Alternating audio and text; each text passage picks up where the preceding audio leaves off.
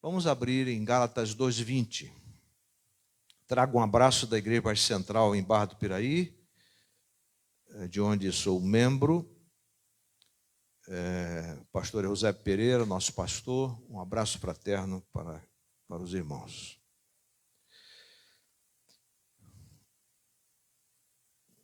Eu estava compartilhando com os irmãos hoje a enfermidade da minha netinha, e hoje à tardezinha, antes de vir para cá, eu a peguei no colo. Está com 85 centímetros e 14 quilos. Está enorme a nossa netinha dorminhoca, né? Não quer acordar há 1 ano e 6 meses. Os irmãos continuem orando, por favor, pela Liz. E minha esposa está muito para baixo, ela está saindo pouco de casa, né? É uma situação assim um pouco difícil, mas contamos com as orações dos irmãos. Deus é poderoso para fazer infinitamente mais daquilo que pedimos ou pensamos pelo poder que nós opera. Gálatas 2:20. Portanto, não sou mais eu. Eu vou usar então a tradução, porque a minha tradução aqui é dos melhores textos hebraico e grego da imprensa bíblica brasileira, né? A primeira imprensa bíblica foi batista, depois que veio a Sociedade Bíblica do Brasil, né? Então essa tradução é chamada Almeida 21, eu gosto muito dela, mas vou usar o que o nosso amigo ali, como é seu nome, meu filho? Davi, viu, Davi? Nosso rei. Parabéns pelo seu trabalho, tá, meu filho? Deus te abençoe aí na sua atividade. Você está exercendo um ministério muito importante. Logo, já não sou eu quem vive, mas Cristo vive em mim. E esse viver que agora tenho na carne, vivo pela fé no Filho de Deus, que me amou e a si mesmo se entregou por mim. Que Deus aplique a sua palavra ao nosso coração. Poder sentar. Hoje pela manhã, por graça e misericórdia de Deus, trabalhamos sobre o tema areia versus rocha, né? Baseado no texto de Jesus, quase no final do Sermão do Monte, Mateus 7, 24 a 27. Aquele que ouve e pratica é semelhante ao homem que constrói a sua casa sobre a rocha. Aquele que ouve e não pratica é semelhante ao que constrói a sua casa sobre a terra batida. E quando vierem as tempestades da vida, as hecatombes, o primeiro que está sobre a rocha se manterá firme. Mas aquele que construiu a sua casa sobre a terra batida, vai tudo para baixo, né? Nada subsiste, porque construiu a sua casa sobre areia, sobre a terra batida, não foi obediente, não praticou a palavra de Deus. Esse é o nosso desafio. E agora vamos compartilhar sobre a verdade da nossa semelhança com Cristo, baseado nesse texto de Gálatas 2:20. Meus irmãos, o apóstolo Paulo nos oferece, através da sua carta aos Filipenses, uma pequena biografia do Senhor Jesus Cristo, capítulo 2, de 5 a 11. Paulo fala que Jesus está acima de tudo, de todos, ele é o Senhor absoluto, e ele, da sua glória, desceu ao mais profundo abismo por amor a você e a mim. Então, ele sendo Deus, se fez homem, se encarnou, se fez carne, para nos substituir na cruz do Calvário, derramando seu precioso sangue. Interessante que Paulo usa esse texto porque, falando sobre a exaltação e a humilhação de Cristo, porque estava havendo problemas de relacionamento na igreja, somente entre duas irmãs, Evódia e Sintique.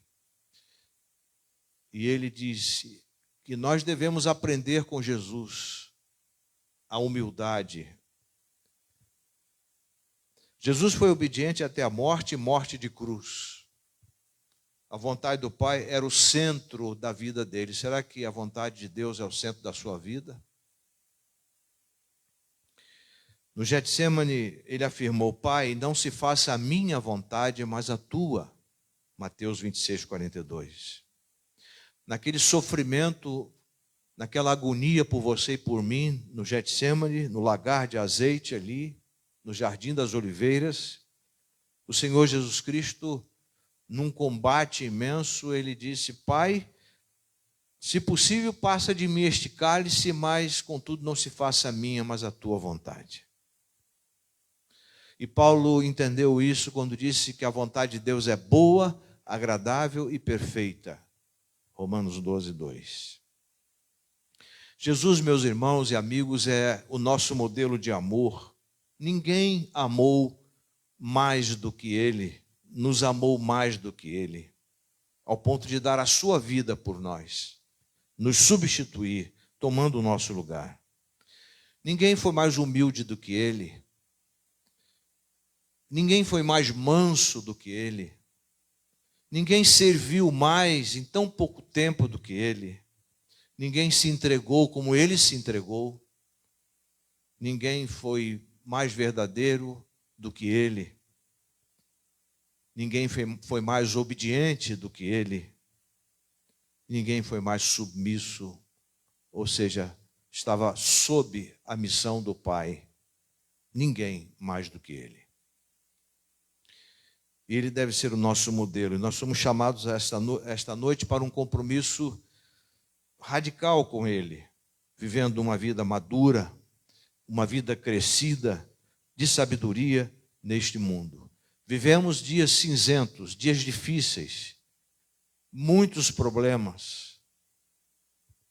Nós temos experimentado verdadeiras tempestades de ideias esdrúxulas, ideias absurdas, na contramão do Evangelho. E como devemos enfrentar isso? Com uma vida crucificada, morta e ressurreta com Jesus Cristo. A verdade da nossa semelhança com Cristo, sendo crucificados, mortos, ressuscitados com Ele. Por isso que Paulo diz, deixa claro, já estou, e o verbo no original, na língua em que foi escrita pelo apóstolo Paulo, na língua, diz, já estou de uma vez para sempre crucificado com Cristo e vivo, não mais eu, mas Cristo vive a sua vida em mim. E a vida que agora vivo na carne, vivo-a pela fé no Filho de Deus, o qual me amou de uma vez para sempre e se entregou de uma vez para sempre por mim, por nós. A vida mencionada nesse texto paulino é uma vida substituída. Não mais eu, mas Cristo em mim. Não mais eu domino sobre minha vida, mas Cristo domina a minha vida. Não mais sou autossuficiente, mas tenho agora a suficiência de Cristo.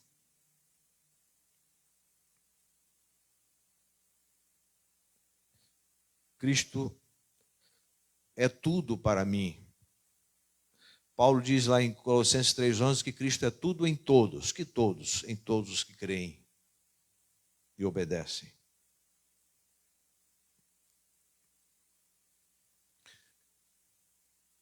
Não temos mais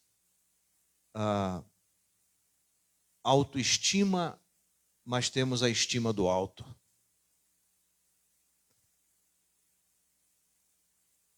Porque Cristo é o centro das nossas vidas. Então, a vida que Paulo propõe aqui, não mais eu, mas Cristo, é uma vida que vence. Esta vida não é conquistada pelo esforço, pelo suor, mas obtida gratuitamente. Jesus já a garantiu. Quando ele disse, já está consumado, ele está dizendo, completei a minha missão de morrer pelo pecador perdido, pela pecadora perdida. Não é uma vida transformada, mas sim uma vida substituída. Não é expressão, não é supressão, digo, é expressão. Essa vida não pode ser produzida por você mesmo, por mim mesmo, mas é Cristo vivendo em você e em mim. É uma vida que vence o pecado, que vence a culpa do pecado, o poder do pecado, resulta em íntima comunhão com Deus e é plena em satisfação e poder. O segredo para a prova dessa vida é desistir de si mesmo e deixar Cristo viver em seu lugar. Watchman Nee, líder cristão chinês que foi morto por Mao Tse Tung na chamada Revolução Cultural. Ele ficou preso 20 anos e morreu na prisão em 1971. Ele conta a história quando ele era pequeno, garoto, ele costumava com os colegas mergulhar, eles costumavam mergulhar naquele lago, e foram para o lago e começaram a mergulhar no ponto mais alto, e tinha ali um chinês muito forte, mal encarado, que era o salva-vidas, que ficava olhando, observando os meninos. E aí os meninos começaram a mergulhar, ele mergulhar e nadar até a margem. E um desses meninos, ao mergulhar, começou a se afogar. E os outros, entre eles o Watchman Nee, começaram a ficar desesperados e dizer, chamou o salva-vidas, o senhor está vendo, o nosso amigo está morrendo, pule para salvá-lo. E sacudiam o homem rindo para ele, aquele riso de chinês, e eles mais desesperados ainda, e o menino vinha da superfície, afundava, e aqueles garotos desesperados, salva o nosso amigo, e o chinês imóvel, o homem, o salva-vidas. Quando aquele menino afundou e um pouquinho não aparecia, ele pulou. Aquele menino estava se rebatendo e quando ele afundou mesmo, o salva-vidas mergulhou, trouxe o menino para a margem, fez a massagem e o menino sobreviveu.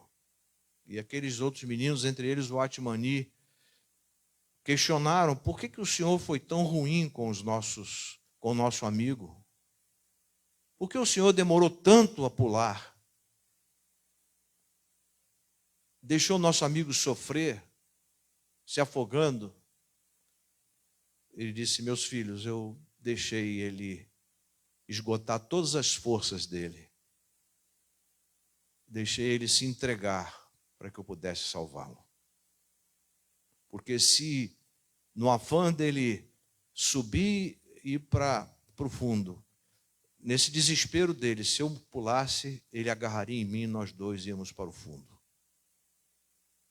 Eu precisei que ele perdesse todas as suas forças para poder salvá-lo. É assim que Jesus faz conosco, quando nós perdemos todas as nossas forças humanas, nosso jeitinho humano, as nossas capacitações humanas, porque nada disso serve para salvar. Só quem pode salvar é Jesus Cristo. Por isso que diante dos problemas da vida, dos vícios mentais, dos vícios do coração, de outros vícios, você precisa dizer, eu sou fraco, eu não posso, Senhor, mas Tu podes. Tu podes mudar a minha vida. Tu podes ser tudo em mim. Então já estou crucificado com Cristo e vivo. Não mais eu, mas Cristo vive a sua vida em mim. Será que você tem permitido que Jesus Cristo viva a vida dele em você, seja tudo na sua vida? Isso não é religião, isso é evangelho. A verdade da nossa semelhança com Cristo Jesus, andando como ele andou. Esta é a palavra de João no capítulo 2, verso 6 da sua primeira carta. Aquele que diz que está nele deve andar como ele andou. Você que tem uma experiência com Cristo não está mais em si, você está nele e ele em você. Ele está em mim e eu nele. Há uma simbiose. Nós estamos amalgamados. Somos uma só massa. Nós e ele. Ele em nós em ele. Nele. Devemos todos os dias seguir os passos de Jesus de Nazaré. Caminhar na senda, no caminho do Calvário. Jesus deixou claro o seguinte: se alguém quiser vir após mim,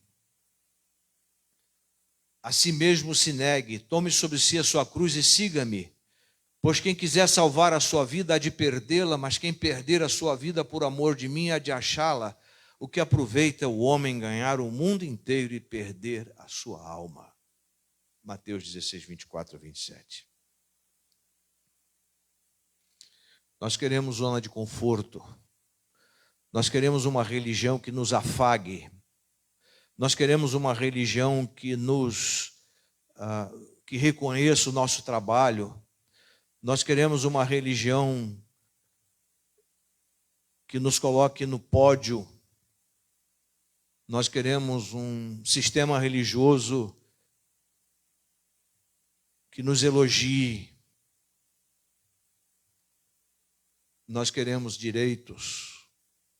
Eu pergunto, você tem direitos? Quem disse que escravo tem direito?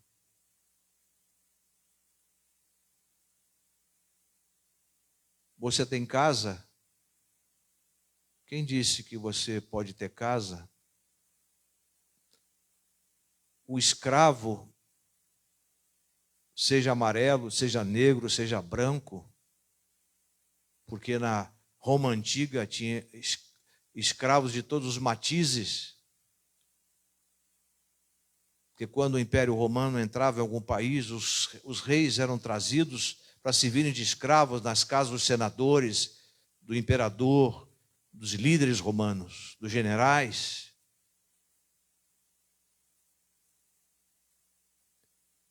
Você e eu não temos direitos, porque o escravo, a escrava de Jesus Cristo não tem mais direitos. Não se pertence mais, pertence a Ele. Não é a sua vontade, é a vontade dEle. Não é a minha vontade, é a vontade dEle. Não mais eu, mas Cristo em mim. Paulo usa o verbo no imperativo, andai nele, capítulo 2, versos 6 e 7 de Colossenses. Assim como recebestes a Cristo o Senhor, assim andai nele. Nele arraigados, uma imagem da botânica, nele edificados, a linguagem da arquitetura, nele confirmados na fé, como fomos ensinados, sempre cheios de ações de graças. Eu me lembro quando o Dr. Shedd fazia a dedicatória nos livros dele, ele botava Colossenses 2:7, 6 e 7. Assim como recebestes a Cristo o Senhor, andai nele, nele arraigados ou enraizados, nele edificados ou alicerçados e confirmados na fé, como fomos ensinados, sempre cheios de ações de graças.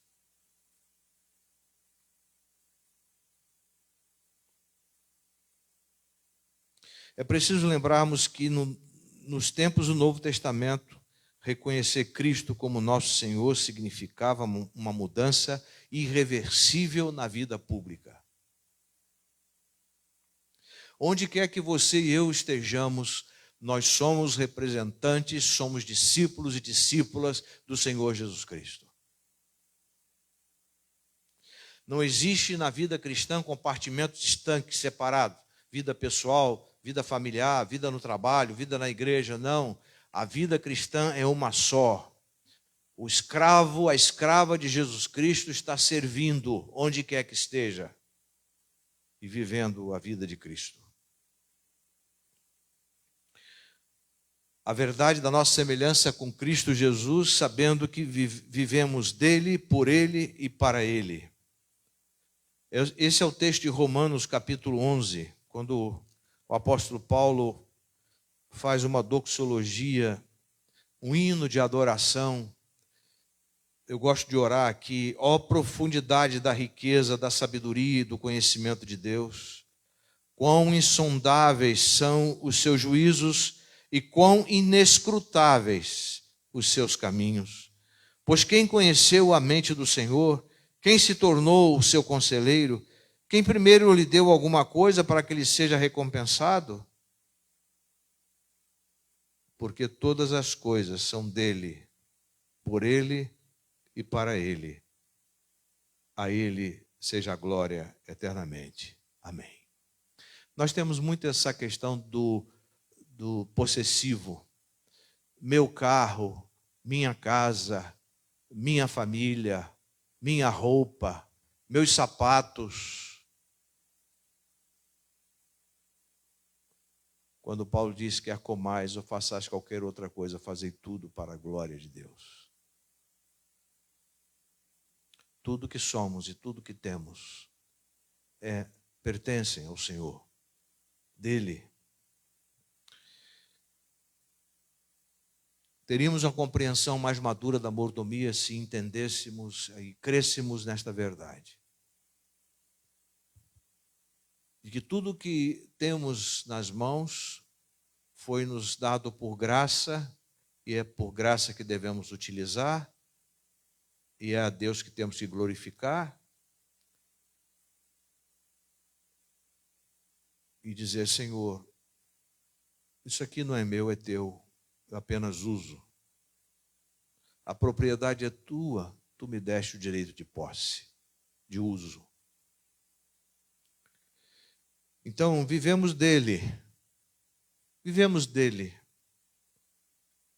Quando eu peguei minha netinha hoje, com respirador, se eu tirar aquele respirador, ela morre. O coraçãozinho dela não baterá mais. Ela depende 100% do respirador. A vida dela é mantida por aquele respirador. Que Deus deu inteligência ao homem para criar. Então vivemos dele. A nossa vida depende dele.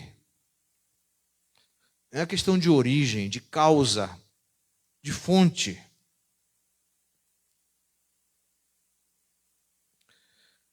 Não só vivemos dele, mas vivemos por ele. Ou seja, meio, instrumento, canal. Vivemos por ele, através dele. E depois vivemos para ele. O fim, a razão. A razão. Quando alguém pergunta: quem é você? Eu sou o João da Silva. A resposta é lógica, humanamente falando, mas não é uma resposta de fé. Quando alguém pergunta: quem é você? Eu sou discípulo do Senhor Jesus Cristo. Porque eu vivo dele, por ele e para ele. E quando nós compreendemos isso aqui, quando vêm os problemas da vida, as dificuldades, as lutas,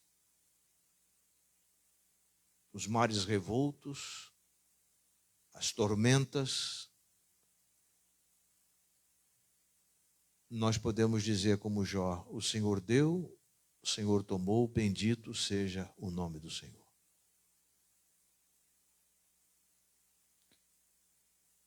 Muitas vezes nós reclamamos quando o sofrimento vem.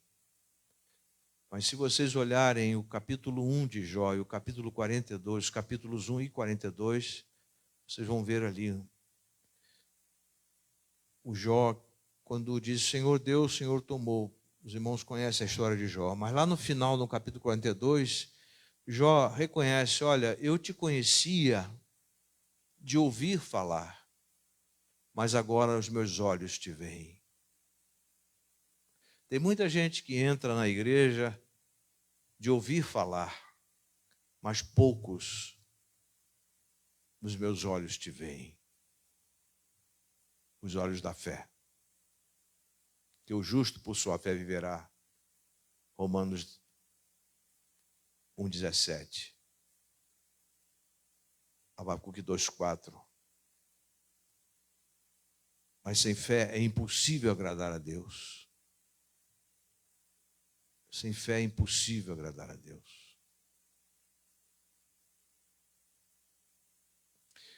Por isso o nosso testemunho precisa ser contundente, precisa ser forte, apaixonado, corajoso. As pessoas precisam ver Cristo em nós, a esperança da glória.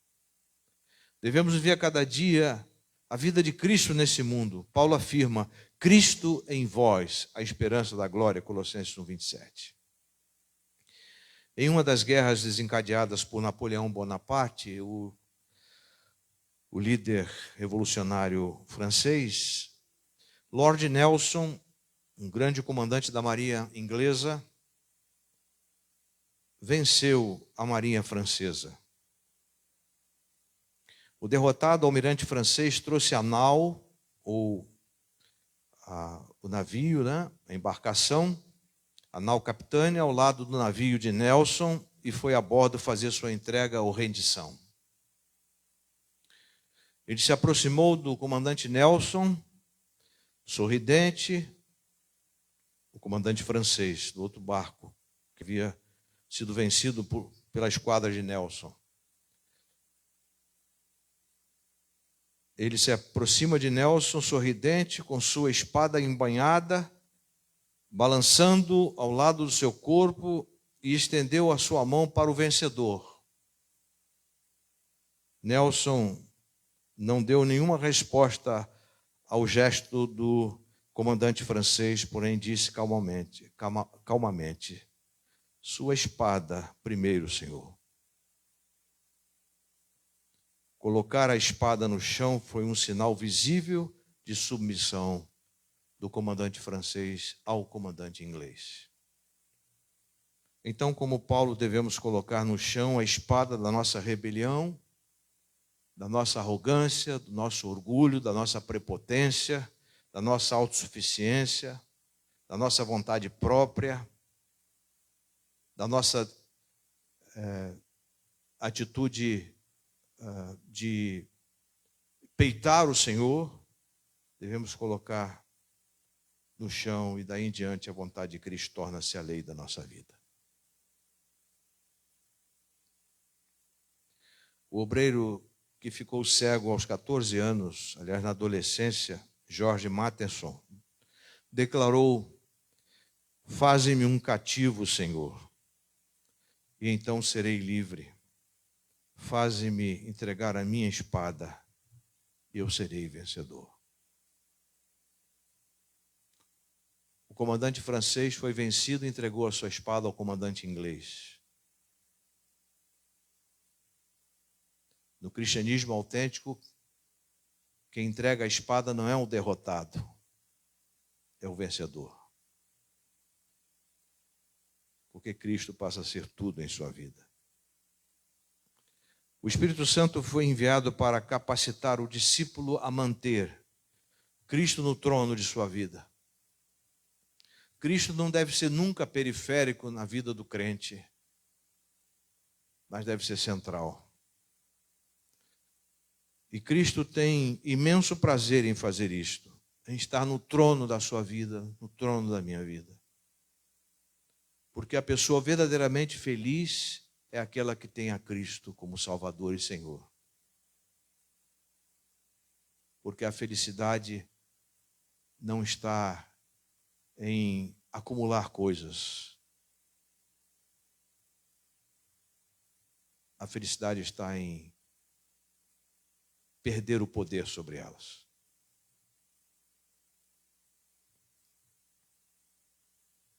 E eu quero repetir o que o obreiro cego George Matheson disse: faze-me um cativo, Senhor, e então serei livre.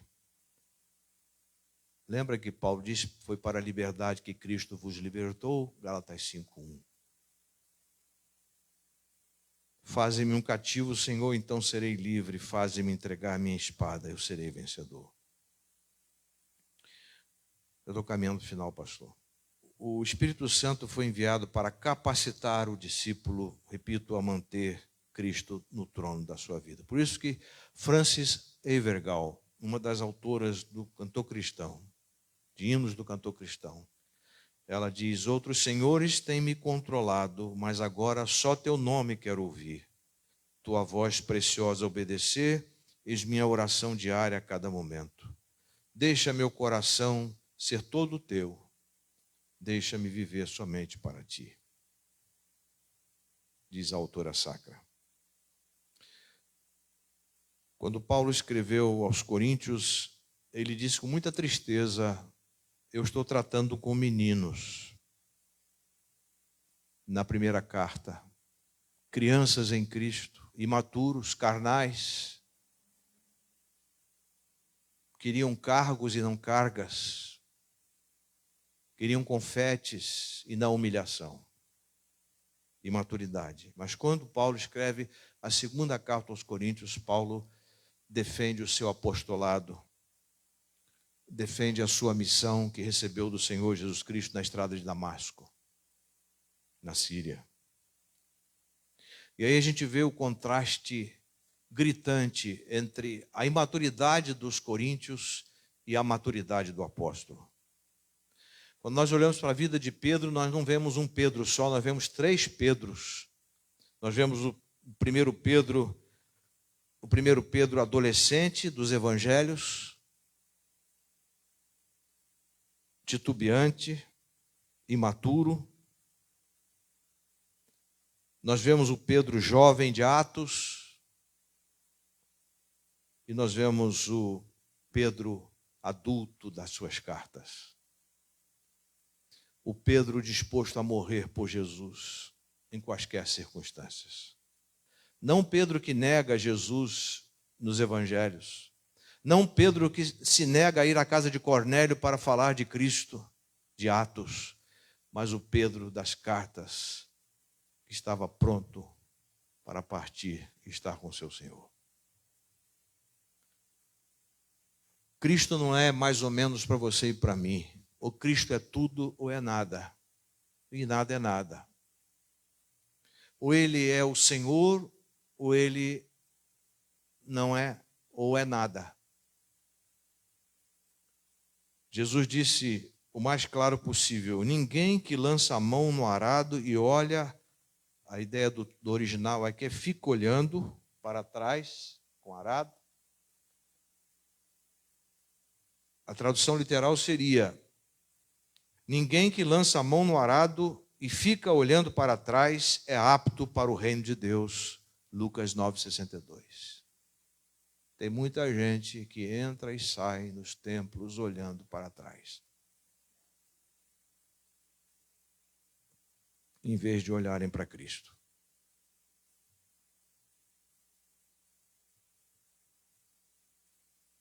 Façamos esta oração de um cristão anônimo. Livra-me de voltar atrás, minha mão no arado, minha mão vacilante, regiões desérticas, lugares solitários, o deserto vazio, seu espaço imenso, livra-me de voltar atrás. O cabo do meu arado está molhado por minhas lágrimas. As lâminas estão estragadas de ferrugem. E mesmo assim, meu Deus, livra-me de olhar para trás. Já estou de uma vez para sempre crucificado com Cristo. E vivo não mais eu, mas Cristo vive a sua vida em mim. E a vida que agora vivo na carne, na natureza humana, vivo-a pela fé no Filho de Deus, o qual me amou de uma vez para sempre e se entregou de uma vez para sempre por mim. Pai, obrigado por tua palavra, pela nossa semelhança com Cristo. Obrigado porque quando Jesus Cristo foi crucificado naquela cruz, o nosso velho homem foi crucificado com ele. E quando ele morreu, o nosso velho homem, como diz Paulo aos Romanos, capítulo 6, nosso velho homem morreu com ele. Mas quando ele ressuscitou, o novo homem ressuscitou em novidade de vida. Por isso que se alguém está em Cristo, nova criatura é. As coisas velhas já passaram, que tudo se fez novo. Ó Deus, que nesta noite haja salvação nesta casa. E nesta noite haja consagração e santificação nesta casa. Que o teu nome continue sendo honrado e glorificado neste lugar, na vida de cada membro desta igreja. Em nome de Jesus. Amém. Pastor, só um pouquinho. Podemos ficar em pé? Os irmãos podem ficar em pé um pouquinho, rapidinho. Eu não costumo fazer apelo.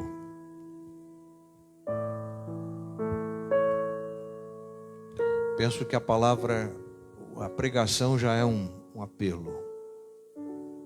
E quando as pessoas são tocadas, elas se manifestam. Eu quero perguntar a você que está aqui nesta noite, se você quer que este versículo de Gálatas 2:20 seja real na sua vida. Já estou crucificado com Cristo vivo, não mais eu, mas Cristo vive a sua vida em mim. Você deseja isso? Eu queria que você viesse aqui. O pastor Celção vai orar por você. Se você quer confessar os seus pecados, crer na suficiência da obra de Cristo na cruz e obedecê-lo de todo o coração, você está sendo convidado. O Espírito Santo, se está tocando no seu coração, você virá. Não é um apelo à sua emoção, mas é um apelo da palavra à sua vida, para uma mudança radical. Eu gosto muito do texto de 2 Coríntios 5:17, se alguém está em Cristo, nova criatura ou criação é. As coisas velhas já passaram, que tudo se fez novo.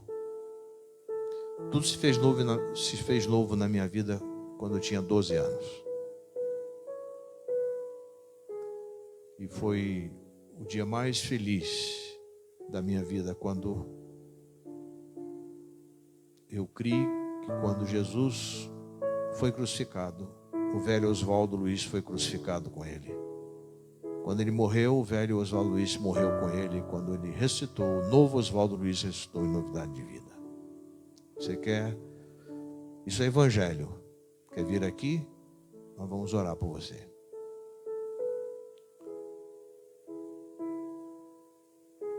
Alguém?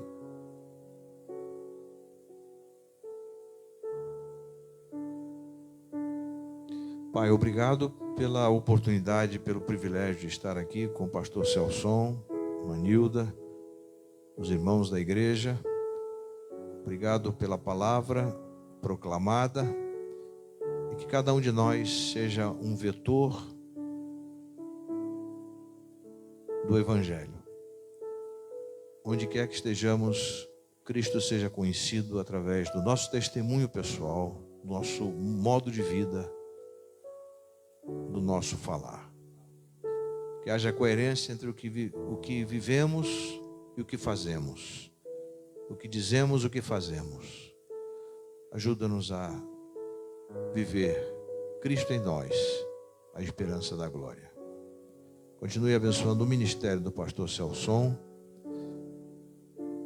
e que os irmãos continuem crescendo na graça e no conhecimento do nosso Senhor e Salvador Jesus Cristo. A Ele a honra, a glória e o louvor, hoje e para todo sempre. Amém. Poder sentar.